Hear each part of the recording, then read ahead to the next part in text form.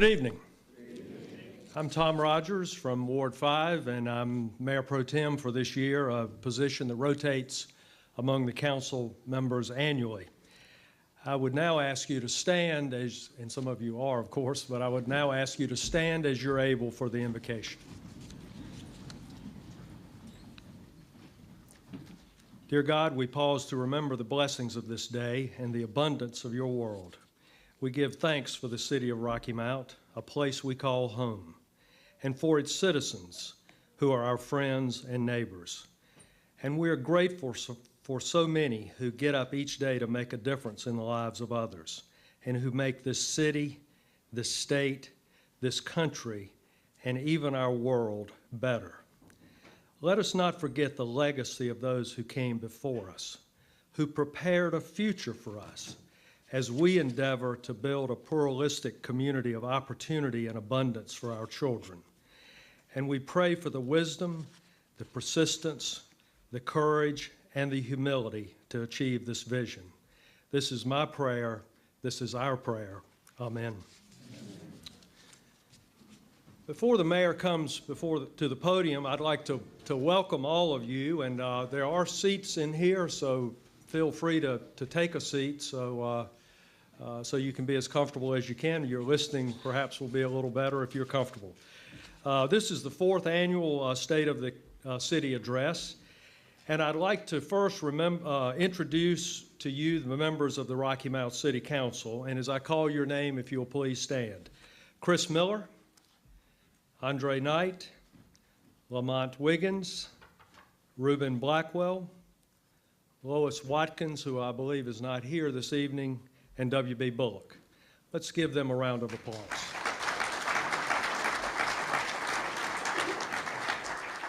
And I'd like to acknowledge that former council member Tom Looney is in the back. Tom, if you'll raise your hand, we appreciate you being here this evening.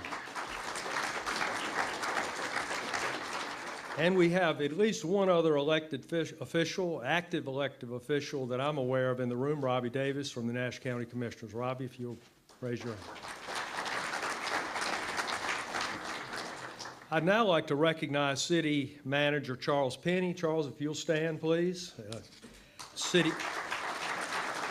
I'm going to introduce several people, so if you'll stand and hold your applause.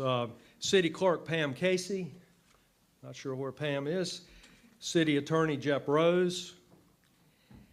And it's also important to recognize our Assistant City Managers, Tasha Logan Ford, Thomas Moden, and all of our department heads, including newly sworn in Fire Chief Varnell.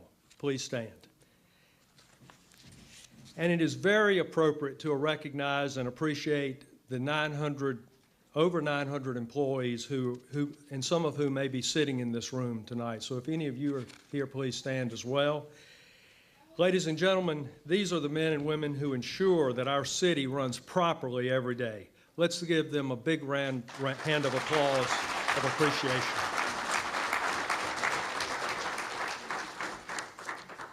Now, it's very obvious that there are a number of Boy Scouts and their leaders in the room this evening, and I'm pretty sure they're here to fulfill one of the requirements for the Citizenship in the Community Award. We really appreciate you being here, and we really hope that your scouting experience will lead you to a lifetime of good citizenship and service to others. And now at this time, I'd like to recognize the Mayor of Rocky Mount, the Honorable David W. Combs, who will deliver the 2015 State of the City Address. Mayor Combs.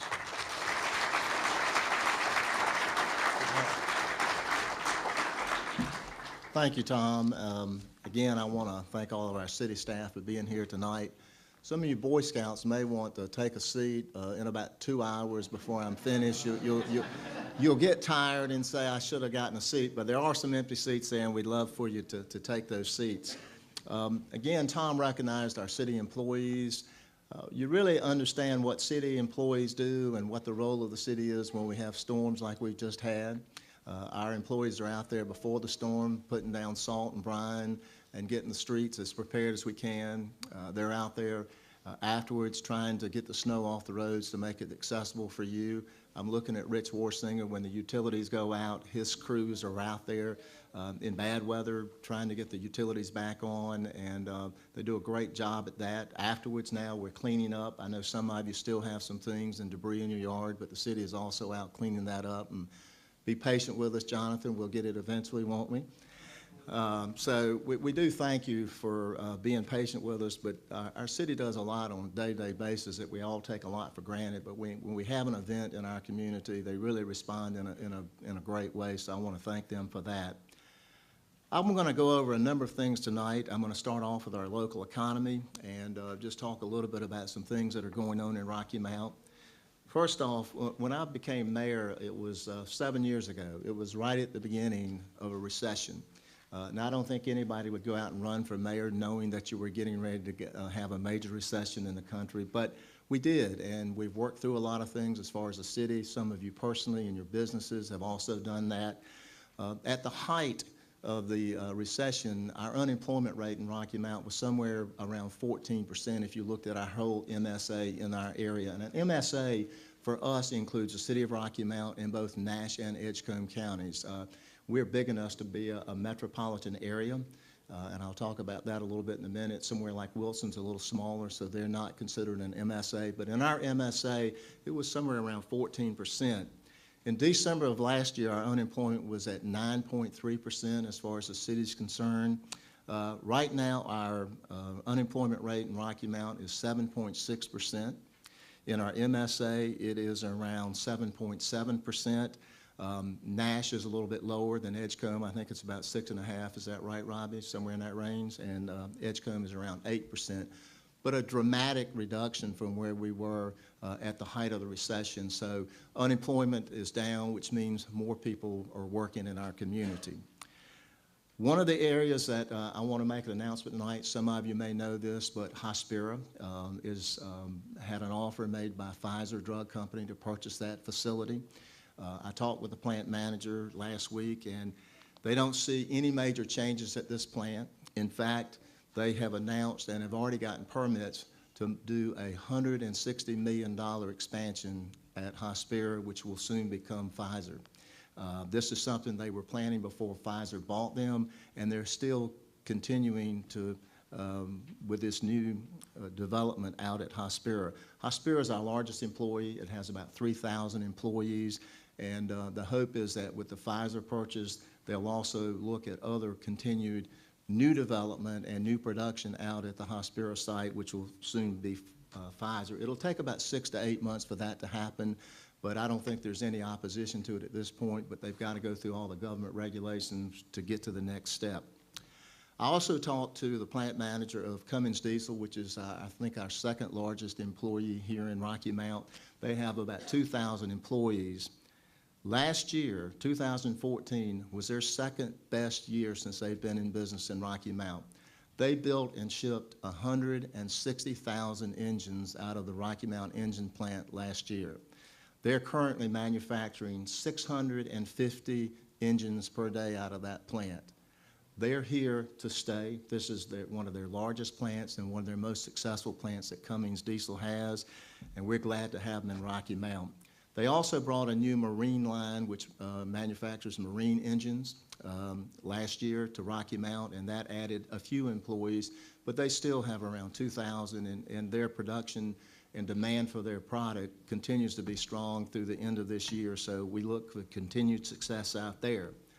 On a smaller note, we've had 2 new companies open in the last year. One was called Nut Cow. It's an Italian company. I think they're in production now. If they're not fully productive, they're in test runs right now, and so they're out at the Gold Rock Business Park.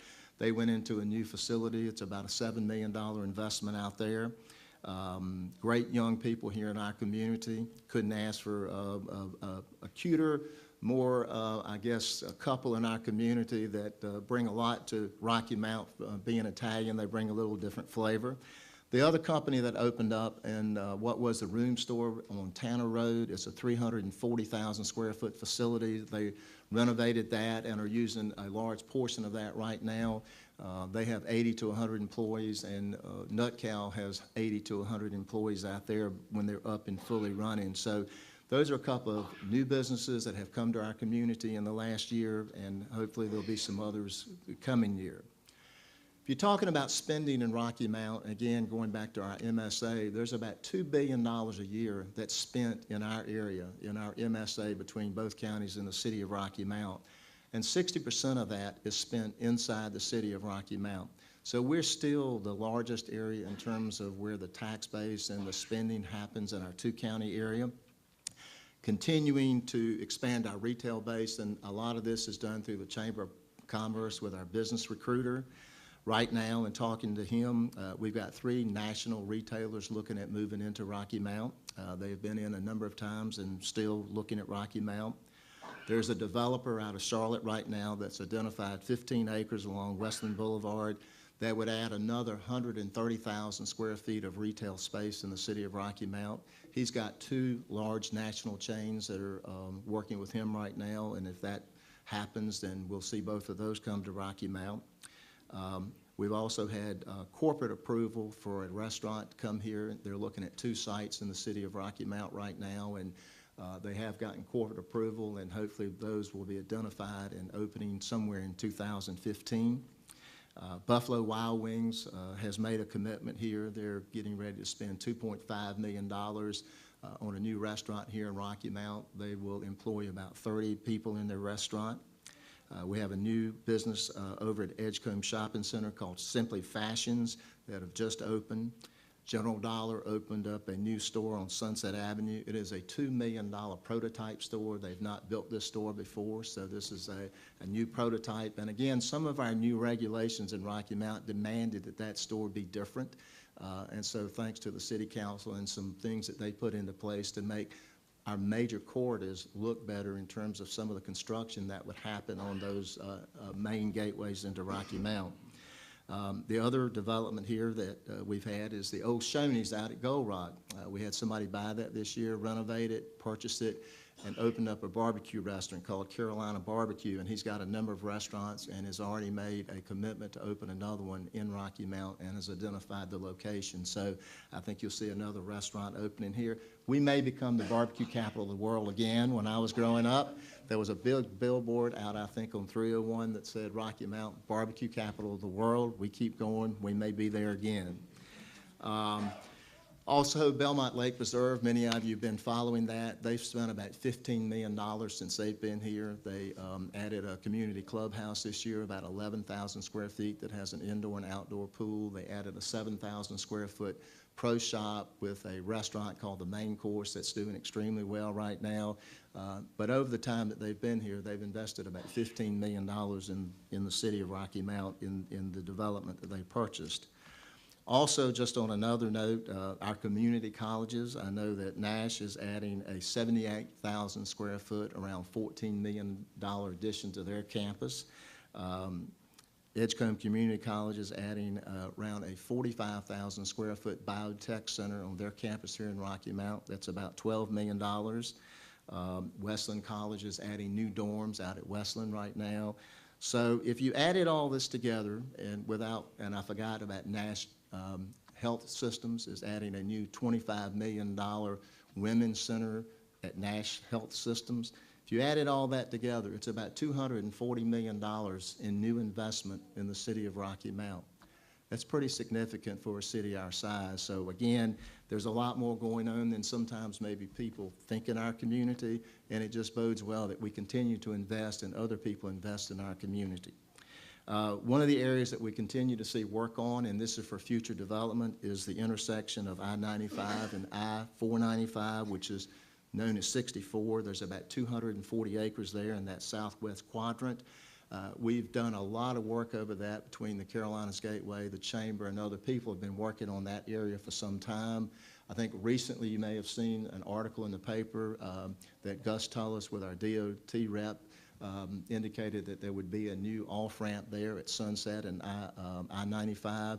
So this area is going to continue to get more interest as we go along. We have had a developer looking this past year, spent some time in Rocky Mount looking at that, but I think you'll see continued interest in that site, and that's certainly an area that we expect a lot of future development in the city of Rocky Mount.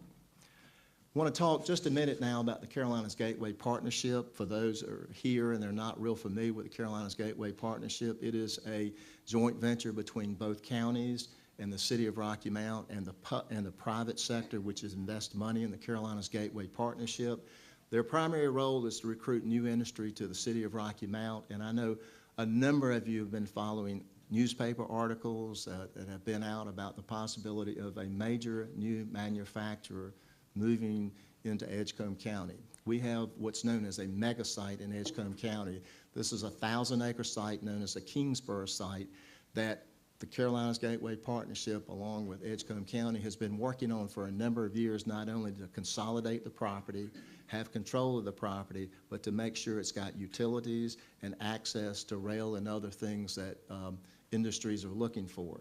If this work had not been done in advance on this property, we wouldn't even have anybody considering looking at it for the scope of an industry that we are trying to recruit to Rocky Mount. When the governor was here several weeks ago, he mentioned it. He did take a trip to Europe, and part of that trip was to recruit a business to that site. So we're down to a very short list here. It would be a game changer for the city of Rocky Mount, and we're hopeful, but we still have competition out there, and we're going through that. But a lot of work has been done, and the Carolinas Gateway Partnership is kind of the lead person on this, and they do a great job in the city of Rocky Mount in terms of that business recruitment, industry recruitment that we need so badly in our community. I want to thank the Gateway Partnership and the Rocky Mount Chamber of Commerce for the work they do here in the city of Rocky Mount. They are both critical for small businesses as well as large industry coming to the city of Rocky Mount, and they're critical to our success here in the city. One of the things I saw recently in the paper, which some of you are concerned about, is the gas pipeline. This is a 550-mile gas line that would start in West Virginia. It would come through Virginia and go into parts of particularly eastern North Carolina. Currently, all of our gas comes from the Gulf of Mexico. There's a pipeline that comes up the East Coast, goes through North Carolina, and we have a pipeline that comes from that into Rocky Mount for our natural gas. It would give us another access point here in the city of Rocky Mount for our natural gas needs, and we may need that at some point in time. There's a lot of concern from the public about safety as it relates to gas pipelines. The indication that if it's done, there would be 738 construction jobs and 52 permanent jobs associated with the gas pipeline. I'm sure you'll hear a lot more about that, and there'll be a lot more public hearings before this occurs. I want to talk a minute about public safety. We spend about 39% of our annual operating budget on public safety here in the city of Rocky Mount, so we take it very, very seriously. We had a report from the Chief Moore, at our last city council meeting, and he reported that we had the lowest crime rate in the city of Rocky Mount in the last 31 years. Since 1983, it's been since we had a crime rate lower than what we had in 2014. I think we need to, that's a round of applause right there.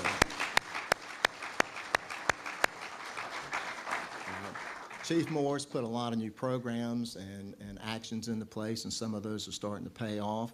I have a 16-page report somewhere with me tonight, and this is public information. It's very detailed about some of the operations and things that the police department has done in the last 12 months, and this is public information, and everybody certainly has access to this.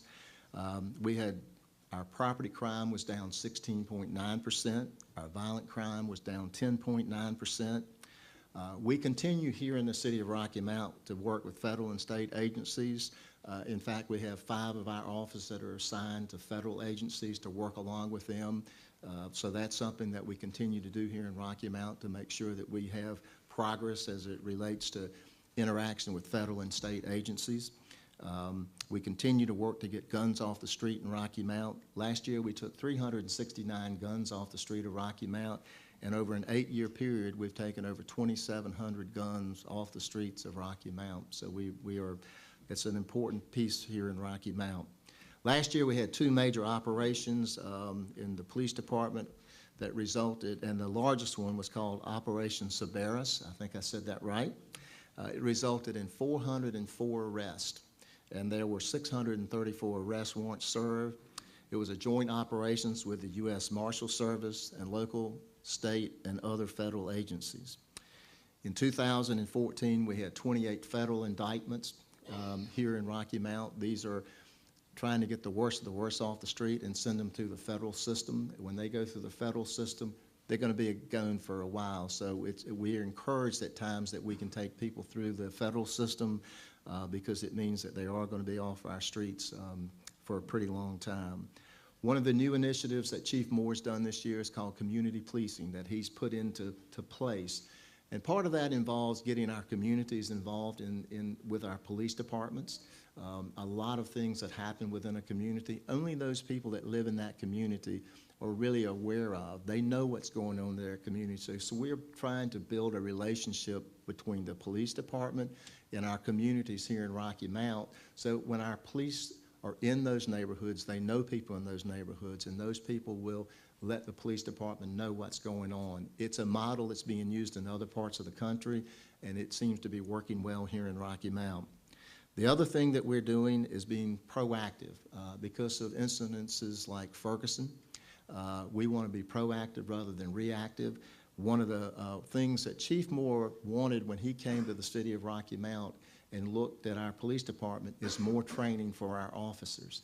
So he came to the city council and asked for a budget that included more money for training, and he's continued to do that. One of the major initiatives this year was a program called Fair and Impartial Policing. We have had all 160 sworn officers go through this program in the city of Rocky Mount. We're the only police department in the state of North Carolina where all of our officers have been through this program. And again, this is our effort to make sure that we are being fair and impartial when we're doing our work as far as the police force is concerned.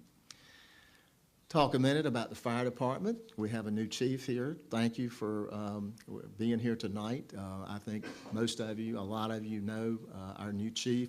He's been with the fire department for 25 years. He's somebody that's worked his way up from the ranks of starting at the bottom and worked his way up.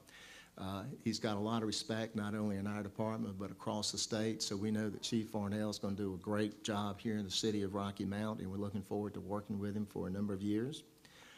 One thing about our fire department, they don't sit still long.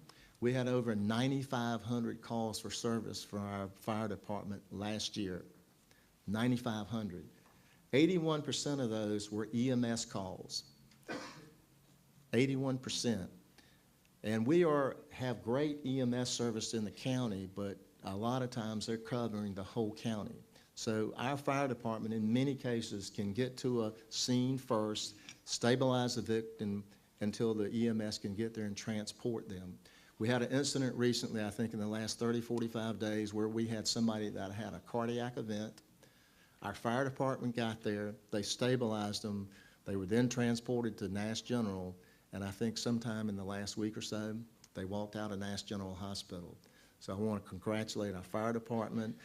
It's important service that we offer here in the city of Rocky Mount to people that live here. Many of you may have used it. I know my wife and I have used it with our parents, and it is something that's we do here in the city of Rocky Mount. As far as fire events, we had about $12 million worth of property involved in fire events last year. We saved 91% of those properties, which means out of the $12 million, we saved $11 million worth of property last year because our firefighters responded in a way that we were able to save those properties. The other initiative the fire department's had over the last couple of years is we had a grant of $300,000 that we obtained to put defibrillators throughout the city of Rocky Mount. We have now 60 locations in the city of Rocky Mount where these defibrillators are located. The mall, all the schools, nursing homes, rest homes, many churches have it, and we have over 1,600 people trained on the use of these devices. So again, it's another initiative that we're doing here in the city of Rocky Mount to have our public safety be prominent with all of our citizens. Utilities. Again, I hate to say this to everybody, but I know our utility bills are going to be high next month. You know, I got gas, has nothing to do with electricity, but it's been a cold winter, so We're going to try to work with people the best we can as we get these bills. It may be that it's not a 30-day bill. I think there was an article in the paper because in some cases we couldn't get some meters to read them during the snow event. So we'll work with you as we can. One of the big things that we're looking at here is the Duke Power, Duke Energy buyout of our system. We entered into an agreement in the late 70s with 32 other cities in eastern North Carolina. It's called the Eastern Power Agency. And all of the cities that got involved in this had to incur a fairly large amount of debt in order to become owners of power plants at the time.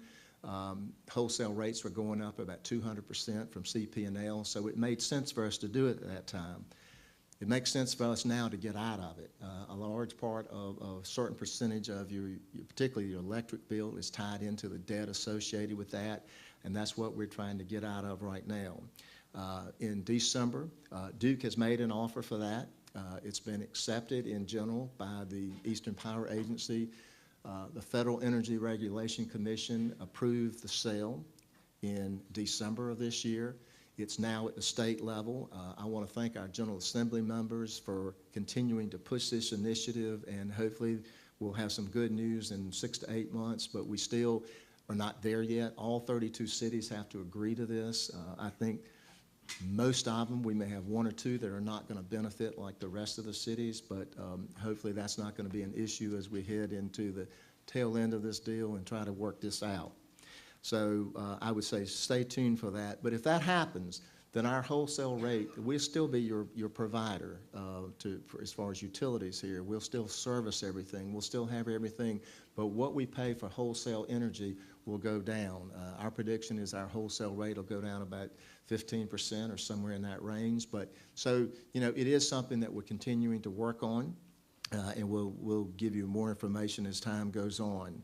Also related to our utility department, we have renamed our, what was Rocky Mount Public Utilities. It's now known as Rocky Mount Energy Resources. It more clearly defines what that department does, which is really deals with our gas and electricity. And so we've pulled that out, renamed it, and so that's one of our largest departments in the city of Rocky Mount. We still have Public Works is where wastewater and water would be included, but we have renamed the Rocky Mount Energy Resources for our gas and electric. And to congratulate Rich, out of over 2,000 public power providers throughout the United States, Rocky Mount was only one of 91 who earned the Reliable Public Power Award. This is a prestigious award that utilities that provide safe, reliable service in their community. There's a lot of guidelines, but we've earned that on a number of occasions, and it's because our employees do a great job.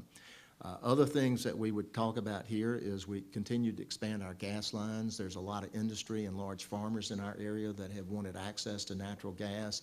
We're providing it with them, and again, it's created a good amount of sales in our gas department. The other thing we're doing is working on a second point of delivery station. When we get our power from Duke Energy, it comes into a single point. If that goes down, we're out of business. About sometime in the last 2 years, we had a raccoon or something get into our system, and it kind of put us out of business. So this is important for us to have reliable power in the city of Rocky Mount, and so this second point of delivery station is critical. If when we have something happen, we have another access point to bring that power into the city of Rocky Mount. On another note, as it relates to utilities, but really the finance department and utility billing, most of you know that in the last year or so, you could go online, you could see your bill, you could track your bill, and you could pay your utilities online. We've expanded that now, so now you can pay your utility bill, your tax bill, any fees or permit at the city, you can pay online. You can use credit cards, debit cards, and e-checks now for those payments in the city of Rocky Mount. So we have gotten all that straight, and a lot of people are using that. We still have a lot of people that still would rather come in and pay it here, and so at times you've seen long lines downstairs, you've seen people in traffic outside. So one of the other things that we're doing is City of Rocky Mount has just purchased the Southern Bank building across the street. Southern Bank is getting ready, in fact, March 18th, to have a groundbreaking to build a new 3-story banking facility in downtown Rocky Mount. City of Rocky Mount has purchased that facility, which allows us to consolidate our customer service department, our billing department, our cashiers, call center, and field services. We had already had this in our long-range capital plan to build a facility to house all these, but this will get us there a little bit quicker. Southern Bank's going to lease the building back for 2 years as they build their building, so we are going to have to do some re-upfitting on the building, and the rental income will offset most of what we would spend on that building. So we're working with the bank, they're working with us, but it is within 2 years we should be in that building and have all those departments consolidated. Not going to talk long about Parks and Rec. We got a lot of things going on all the time. You can go online and see that, but I will mention 2 things. One is our dog park. It's been something that we've had a lot of people have a lot of interest in. We're having our groundbreaking there on April 11th. It's over at the old Riverside Apartments complex that got flooded in 1999. This is a dog park for off-the-leash type situations. So if you want to take your dog somewhere and let them run and play, it's open now, but we're having the official groundbreaking April 11th. The other thing that we're doing here, and I think people have read about this, is the South Rocky Mount Community Center renovations. I think they opened the bids today on that facility, so that's a project that will be moving ahead very soon. We'll get started on that. This is a facility that's been extremely well used over the years. It's 35 years old, and so we needed to renovate and do some work over there, which we're currently doing. Not going to spend a lot on this, but I do want to mention that we do have a White House initiative here in Rocky Mount. It's called SC2, better known as Strong Cities, Strong Communities. It's concentrated in economically distressed parts of the country. When this program rolled out, there were 7 or 8 the first go-around cities across the United States. This time around, there were about 8, and Rocky Mount was one of them. One of the reasons that we were able to be considered for this is that we had done a long-term strategic plan. It's called the Twin County Strategic Plan and Visioning Process. We had that in place so that when we were talking to them about the possibility of being part of this program, that made a lot of difference in terms of bringing all the parties together. We have somebody from the federal government here. His name is David Glasgow. He's sick tonight, or he would be here. But he is with the USDA Rural Development, and what he's doing, he's kind of the point person for 17 agencies and 30 partners with the federal government. We have a lot of programs that we have either access to or we're involved in with the federal government. A lot of them include a lot of red tape, as you might imagine. So he's not only allowing us to maybe access some of these programs, he's also working with us to cut through some of the red tape that sometimes you might expect, and sometimes we can't navigate them as well, so he's doing a great job there.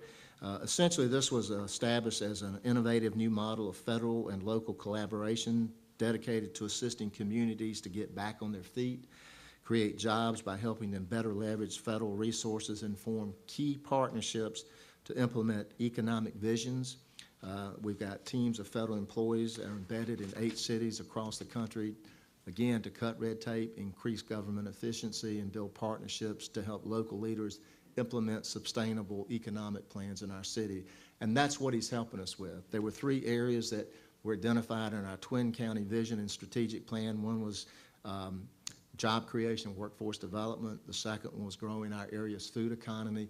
This was an area that was huge in terms of the food economy, and we're trying to see what we can do to grow that, but also make it accessible to some people that don't have as much access to healthy foods in our community. That's a big part of it. And then 3 was improving the quality of life in underserved neighborhoods. So they're making progress already. One of the things that, because he's here in town, there's a new Kate B. Reynolds Foundation, about $10 million that is counties in East North Carolina, Nash and Edgecombe County are part of that. And one of the reasons that we're a part of that is because of this SC2 program that's here in Rocky Mount now, and there'll be a lot more to come on that. Downtown, talk about that for a minute. I mentioned a while ago that Southern Bank is getting ready to build a 3-story, I think it's between $5 and $6 million addition to downtown Rocky Mount. The Biotech Center over here that Edgecombe Community is building is around a $12 million project. It's 45,000 square feet. Since PNC has been here, they brought almost all of their employees back to downtown Rocky Mount. That were working out at the Hardee's site out near the athletic complex. So both of their buildings in downtown Rocky Mount are full right now, fully utilized. The Imperial Center is getting, we have about 50,000 visitors a year to the Imperial Center every year in Rocky Mount. Booker T Theater is being used on a consistent basis for reunions, for events. We've used it a lot over the last year, unfortunately, for our Downtown Live, because we had a lot of nights that it got rained out and it gave us a place to go. So there's a lot more traffic in downtown Rocky Mount, and we also hired a new downtown development manager, John Gesso. His wife came in with the hospital, and so we're glad to have him. He's doing a great job, and I think if you talk to John, you would find that there's a lot more interest in downtown Rocky Mount, a lot more inquiries in downtown Rocky Mount, and there are people looking at downtown Rocky Mount. In fact, our governor looked at it about 3 weeks ago. He was in town. He met us at the old Rocky Mount Mills property. We had a meeting there, and then we did a tour of Rocky Mount, and what he wanted to see is our downtown area. So we showed him some of the renovations that were here. We took him to the Douglas Block, took him in one of the small businesses that was there that has done a very, very good job. One of the comments that he made at the press conference was that downtown renovations were critical across North Carolina. He told us that when he brought industry and businesses looking at to locate in North Carolina, they always wanted to see the downtowns of communities that they were coming to. We have spent a lot of money in downtown Rocky Mount. We want to continue that in terms of increasing business and traffic in downtown Rocky Mount. And I was at a mayor's meeting back in October, and there were 32 mayors from the larger cities in North Carolina, and we happen to be the 16th largest city in North Carolina. Every single mayor that was there had a project in their downtown area, or either planned project, and some of these were pretty significant projects in their downtown area. It is not just something that we ought to do, it's something that every city of any size is doing and consistently doing throughout North Carolina. The Brew Mill, talk about that just for a minute. Capital Broadcasting bought this, I think it was in 06 or 07. They've owned it for a while now. It's 90 acres, it includes the mill, 25 to 30 homes, and they also, this past year, bought the Burlington's plant that was over adjacent to the mill. They're not sure what they're going to do with that yet, but they own it now. Right now, they are moving forward with their brew mill, developing a facility for startup craft brewers. Nash Community College, Pat, has been working with them since they came in and started looking at this as a concept. The beer industry is becoming a huge industry in North Carolina. There are right now probably 120 craft beer brewers in North Carolina, and another 45 are in the process of being approved. We've got 2 brewers that have already been approved and will be starting up sometime probably in the next 6 months in terms of operations at the brew mill. They are renovating homes there. They've renovated 2, but they own 25 to 30 homes, and they're going to continue to be doing that over a period of time. And I've been in them. If I was a young person coming to Rocky Mount today, that's where I'd be living. They're great-looking homes, and they've done a great job with the renovation. So they're also talking to mid-sized brewers, somebody that could come in and take about 60,000 square feet of space, and they've got a number that they're talking to now, and there's some real good possibilities that they were making headways with some of that. But there's a lot of interest in this project, a lot of interest, and one of the things that we're connecting, it is also connecting that to the downtown area, and there's a program that we're looking at called Monk to Mill. It's a trail for biking, hiking from the mill down to Monk Plaza. They're using the old railroad beds for this, and so this is a project, again, that we're currently working on that we hope will again, give us more access between the mill property and downtown. I want to take a minute now, because it's been a controversial subject, is the Downtown Events Center. And the first thing that I want to do is encourage people to go to our website, RockyMountNC.gov. The same report and meeting that we had here several weeks ago is on that website. And I would encourage everybody to go to it if you really have interest in knowing more about the event center or community facility that we're looking at building in downtown Rocky Mount.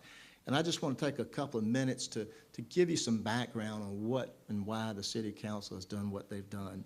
First off, it was never just to build another building in downtown Rocky Mount. It's always been about economic development, of trying to leverage our downtown redevelop initiatives, creating a destination location so that when people came to Rocky Mount, it would be an area that they would come to, grow the tax base in downtown, have an incentive for private investment in the downtown area. You know, what's going to bring people down there? And then the last thing is to try to minimize the cost to the public in terms of building a facility like this. One of the things that we've done is try to do our due diligence. We've done 2 feasibility studies. The first one was done by a company called AECOM. It's a national company, recognized across the country. They did what I'd call the 1,000-foot view to say, is this a feasibility study? Does it make sense to do this? And is there a market for this in our community? They came back and indicated that there was, but there was still a lot of information that probably we needed to gather. And so some of that process has also made us look probably a little closer at possibility of a facility like this. And so we hired another company to do the study, and this is not unusual. If I see Rob Barnhill back there, and when you do feasibility studies, sometimes there's a phase 1 and a phase 2 in order to get things done, particularly as it relates to environmental and other issues. So, but Sports Advisories, Sports Facility Advisories is a company that what I'd say they did the 100-foot view. They did a detailed economic analysis, looking at operation cost and income, and looked at our programming and events that would be anticipated in this facility. And I just want to mention a couple of things. This is not a convention center. It's not a theater. It's not the Randy Pardon Theater. We're not in Roanoke Rapids. We're in Rocky Mount, North Carolina. And the last thing I'd like to say is none of us, myself, the city manager, or any member of the Rocky Mount City Council want to build a facility that is not successful. We're not doing this because we think it, is not going to do well. But again, as a city, what do you want to be?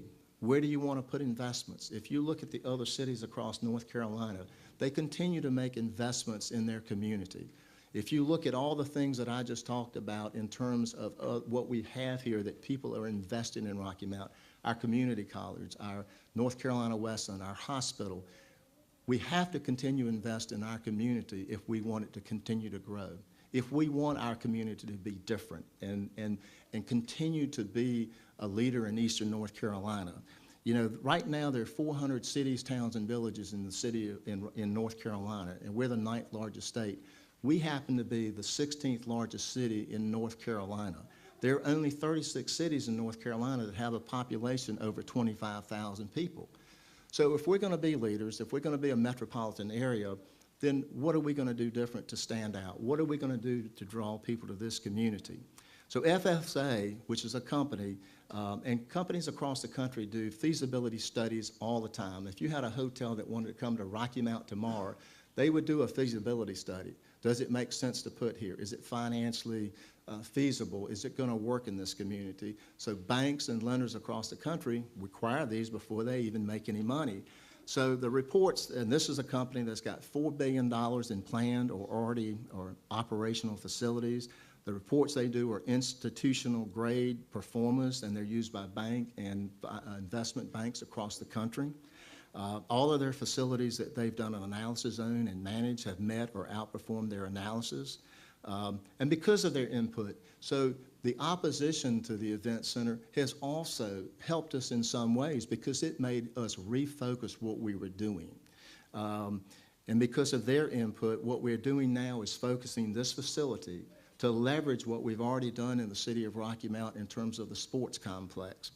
And our focus now is on youth and amateur sports, with about 75% of the events that would be in this facility would be sports related. Our goal is to create a family entertainment center, a customized facility for our city. It would be a collection of sports services. You might have hardwood today and roll out AstroTurf tomorrow and play indoor soccer. There'd be a recreational venue to attract local and out-of-town visitors. There are no fixed seats. These would be telescoping seats so that you could have 16 volleyball courts today. And if you saw the news last night, Raleigh had a major volleyball tournament in downtown Raleigh over the weekend. You could have 16 volleyball courts one day, 8 basketball courts the next, 5,000-seat concert venue. You could have an expo there. You could have a graduation there. This is a multi-use facility. This is not fixed seats that you can only do one thing in. And people say, well, people won't come to Rocky Mount to that. They're already coming. We had 80,000 visitors last year come to our sports complex at the city of Rocky Mount.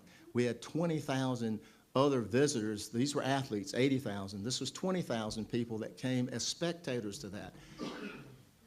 There are no hotels around there. There are no motels around there. But they came to Rocky Mount because we had the venues and the programming that brought them there.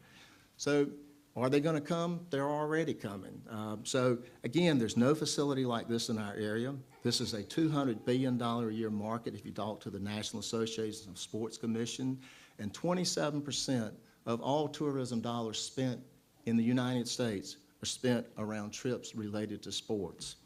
The economic impact is pretty substantial. In years 1 through 5, it would bring about $70 million in new money to the city of Rocky Mount. That's spending inside the city. Years 1 through 10, according to their analysis, $264 million over a 10-year period. It has a positive cash flow is their predictions by year 4. Is there a long-term debt involved in it? Yes, there will be. But the cost, I've heard people mention $50 million. This has never been, I don't know where $50 million came from, but it's $40 million or under is what we're looking at. Will there be some long-term financing? Yes, and we're talking to some investment banks now. One of them is a 100-year-old institution. We're looking at rates that are very, very favorable at this point in time, and we would finance it. But here's the deal. People say, what's the real cost to me? And that's what I want people to understand. This city council has always said, if it costs more than 6 cents, not percent, on the tax rate, we can't do it. Now, I want to put that in perspective because, and I see one of our council members that was here back and made some great decisions to do the Imperial Center and the sports complex. Those totaled about $42 million here in Rocky Mount. The city council had a 4-cent increase one year and a 2-cent increase the next year in order to help pay for these facilities. So there's already a model that we've done this here in the city of Rocky Mount. So it's not something that the voters voted on. The city council decided this was a good investment, and I want to thank you, Tom, for doing that because I think both of these facilities have been outstanding facilities here in the city of Rocky Mount.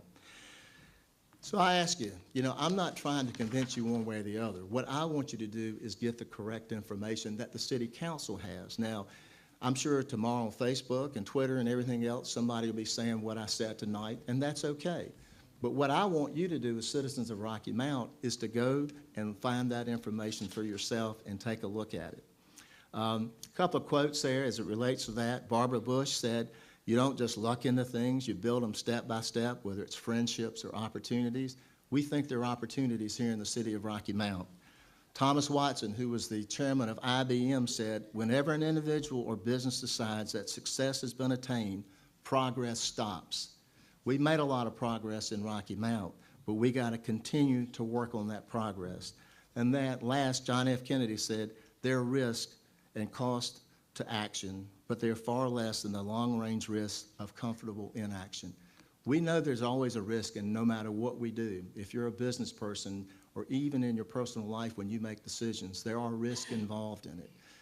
The idea is to reduce those risks to a point where they're palatable and that we can live with those risks, and that's what we've been trying to do. I'm at an end now, but our public information director would get at me if I didn't just tell you that what you need to do to find out about what's going on in Rocky Mount is go to www.rockymountnc.gov. Listen to radio ads on Soul 92, Power 95.5, Life 103. We have television commercials on Suddenlink. We're inserts in your utility bills. We've got a city-owned station. We put a lot of information on Channel 19. We hope you'll go to that and look at that. And we hope that you'll read our whiteboards at different locations in the city about what's going on, and log on to Facebook pages and become our Twitter follower. And there's also a magazine that we do called My Rocky Mount. She's done a great job. Tamika, thank you for the work you're doing. Let me just say this. I was born in Rocky Mount. I was raised my kids in Rocky Mount, and I still think Rocky Mount's a great place to live. Thank you all for being with me tonight and sharing this with me. Thank you so much.